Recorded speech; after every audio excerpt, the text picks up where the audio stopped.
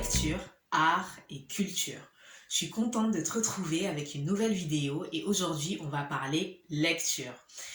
Aujourd'hui je vais te partager une vidéo différente de ce que j'ai l'habitude de te partager. En général ça va être plus des vidéos de revue en fait de mes livres ou sinon des partages de livres sous forme de thématiques. Et là cette fois-ci je vais te partager ma fameuse palle comme on l'appelle dans le jargon littéraire, que ce soit sur Bookstack, que ce soit sur YouTube aussi, voilà. Donc ça va être ma pile à lire.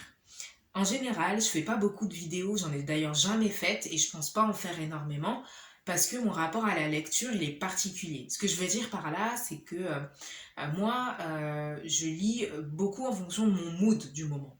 Il y a beaucoup de styles que j'affectionne, que ce soit la poésie, que ce soit de la non-fiction, que ce soit de la fiction, mais plus orientée romance. Donc là, je m'essaye, on va dire, à la romance, que ce soit plus orienté style réaliste, mais même dans ça, en fait, j'ai des styles aussi particuliers, développement personnel, bref, j'ai plusieurs styles. Et c'est vrai que je me fixe pas forcément d'objectifs en me disant, bah, ce mois-ci, je vais lire tel livre ou tant de livres parce que c'est vraiment spontané en fonction de mon mood du moment. Alors ça a ses avantages et ses inconvénients, clairement. Je me retrouve avec des livres que j'ai pas lus depuis 5 ans, oui, ça m'arrive. Et d'ailleurs, si toi aussi t'es dans ce cas-là, n'hésite pas à me le dire en commentaire parce que je serai rassurée. Mais oui, c'est vrai que moi je suis plutôt comme ça. Et donc c'est pour ça que je pense pas faire plus de 2, voire au maximum 3 vidéos sur mes piles à lire.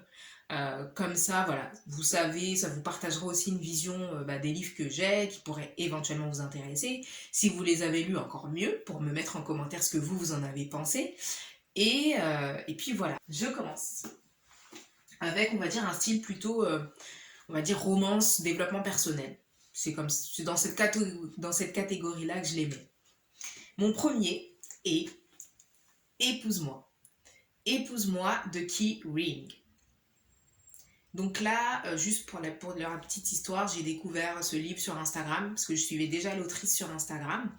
Et donc j'ai suivi la promotion de la sortie de ce livre-là. Et quand j'ai vu la couverture, je me suis dit waouh! Et je me le suis procuré lors d'un événement commun auquel on a toutes les deux participé en tant qu'autrice.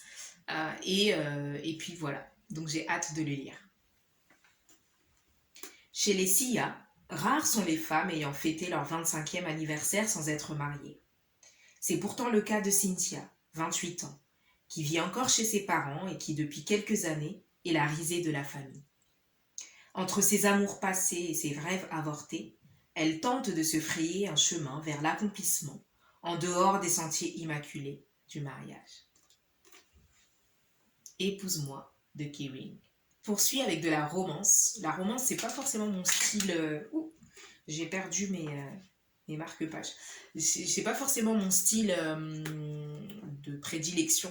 Je m'essaye à la romance. J'ai commencé là en ce moment, je suis dedans et j'aime plutôt. Donc je poursuis. Je vous partage du coup Fragrance de Suzanne Ziloulou. J'ai eu l'occasion pas de la rencontrer, mais du coup elle aussi de découvrir son livre via Instagram. Seska est ce que l'on appelle un nez. Surdouée, passionnée, elle ne rêve que de parfums, de senteurs et de fragrances. Mais lorsqu'elle parvient enfin à trouver un emploi à la hauteur de ses espérances et son talent, elle comprend très vite qu'à cause de son jeune âge et sa couleur de peau, elle va devoir se battre pour réussir. Alors qu'elle lutte pour se faire une place dans le monde impitoyable du luxe, elle se retrouve au cœur d'un triangle amoureux qui pourrait bien menacer sa carrière. Entre ambition et réalité, elle va devoir faire des choix tant sur le plan professionnel que sentimental. Loin des siens et sans véritable soutien, Seska saura-t-elle aller au bout de ses rêves pour accomplir son destin?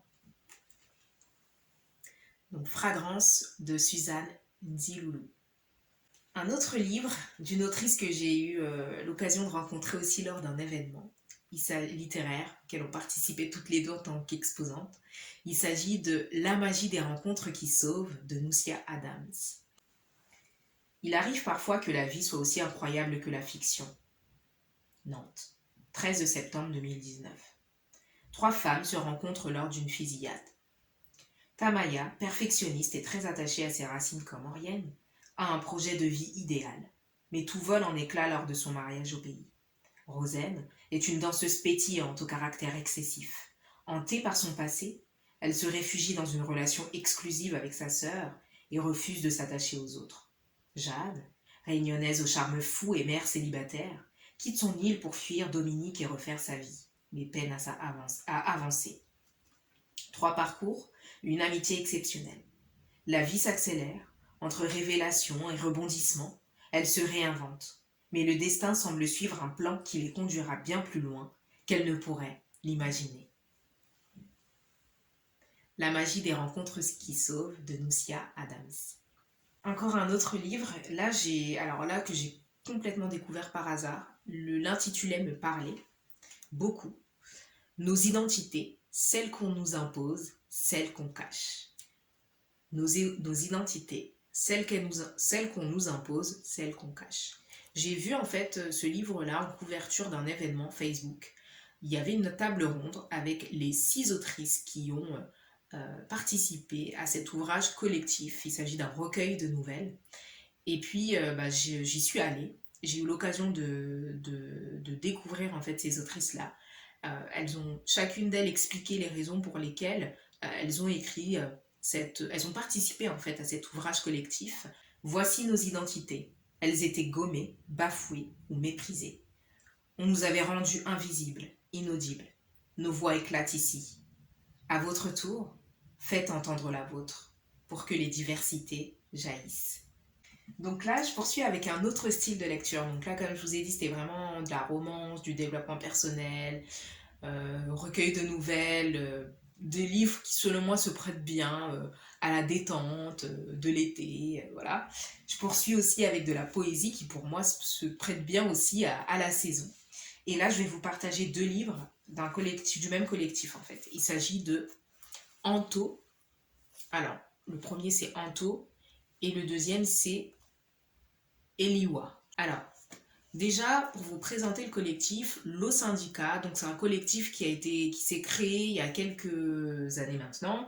L'objectif, c'était vraiment de réunir plusieurs poètes et poétesses et de mettre en avant, de valoriser la poésie. Donc ils ont écrit plusieurs ouvrages collectifs où chacun partage en fait leur écrit, principalement de la poésie. Et ils organisent des événements. Moi, j'ai eu l'occasion de participer à l'un de ces événements, la 2e ou la 3e édition de leur événement, les Poétudes. Et d'ailleurs, c'est dans ce cadre-là, en fait, qu'ils écrivent, qu'ils partagent, en fait, qu'ils publient des recueils de nouvelles, ces 2 recueils-là. Donc, Anto, c'était dans le cadre de si je ne me trompe pas, dans le cadre de la 2e ou la 1re édition des Poétudes. Et donc là, c'est un recueil qui réunit principalement des femmes. Donc ce sont des poétesses, alors des poétesses, des slameuses, des chanteuses, des blogueuses qui parlent, qui s'adressent à nous à travers des textes poétiques. Le deuxième, du coup, Eliwa, c'était dans le cadre de cette saison des Poétudes, où là, c'est plusieurs poètes et poétesses sont invités. Et donc là, c'est dans ce cadre-là, du coup, qu'ils ont publié Eliwa. Et du coup, j'ai hâte de les lire. Concernant Anto, venues d'horizons divers, 12 voix singulières s'élèvent. Elles sont romancières, poétesses, chanteuses, blogueuses littéraires, etc. Ces voix murmurent, susurrent, parlent, râlent, crient, s'indignent, s'émeuvent, dansent, enlacent, romancent. Elles déclinent les nuances d'une condition. Ensuite, Eliwa. Écriture du multiple, Eliwa mêle les registres de la parole sacrée pour inviter le lecteur à surmonter l'épreuve du sens et à s'approprier le projet conceptuel qui n'est autre qu'un appel au sursaut collectif des consciences. Et voilà, ce sont 2 recueils de poésie. Ensuite, je vous partage un autre recueil de poésie d'une autrice que j'ai eu l'occasion de rencontrer. Il s'agit de Les routes de l'été de Célina Dior. Alors, je vous lis la dernière de couverture. Capter la bonté de cette vie, décapsuler la bouteille de sa magie, découdre les mailles de son alchimie. Une autre trajectoire qu'arpentent mes mots poétiques. Dans ce nouveau livre, je serai poétesse de l'amour, poétesse des villes du monde, de Paris à Zanzibar, de Marseille à Ouagadougou, poétesse des merveilles de l'homme, poétesse des relations humaines, poétesse de la nature, notre éternelle source de richesse, poétesse des routes de l'Afrique, de mon Sénégal natal. Donc là encore, Célina, j'ai eu l'occasion de la rencontrer. J'ai récemment lu son premier recueil de poésie, Méandres poétiques, et j'ai juste trouvé magnifique, donc j'ai hâte de lire celui-ci. Enfin, je termine avec ma dernière, on va dire, catégorie de livres pour ce premier partage de pile à lire. Et là, on va être sur le style de livre que j'aime de façon générale, en fait, que je me tourne spontanément, notamment la biographie, l'autobiographie, les récits de vie, les histoires. Ouais, ce style d'histoire, j'aime bien. Et j'ai un livre bonus. Le premier livre que j'ai eu l'occasion de me procurer lors d'une exposition, Hip Hop 360. Et là, il s'agit de Abd al-Malik, qu'Allah bénisse la France. Peut-être que tu as déjà vu le film. Je sais qu'il y a un film qui est sorti à ce sujet que je n'ai pas vu encore. Mais du coup, j'ai été attirée en fait par... Déjà, j'aime bien la personnalité d'Abd al-Malik, du rappeur, et pas que. J'aime bien son état d'esprit et du coup, j'étais intriguée par ce livre que j'ai hâte de lire. Il a connu tout ce qu'un fils d'immigré, noir, pauvre, élevé par une mère seule avec 6 frères et sœurs, peut vivre dans les cités. Vol et trafic en tout genre, amis tués par balles, morts d'overdose ou qui ont sombré dans le fanatisme.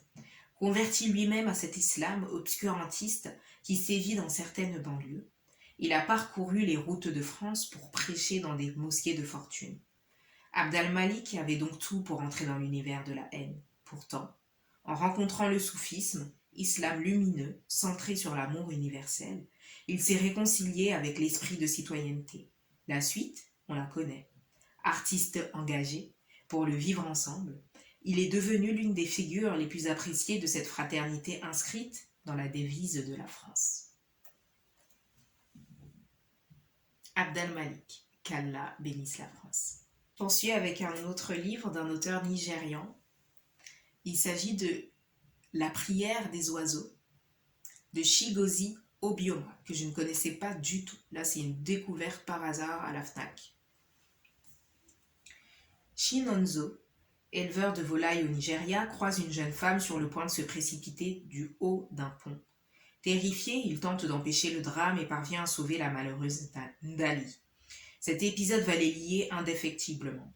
Mais leur union est impossible. Ndali vient d'une riche famille et fréquente l'université, alors que Chinonso n'est qu'un modeste fermier. Pour devenir digne de celle qu'il aime, le jeune homme décide de partir étudier à l'étranger, en Crète précisément, scellant ainsi le sort tragique de sa relation avec Ndali.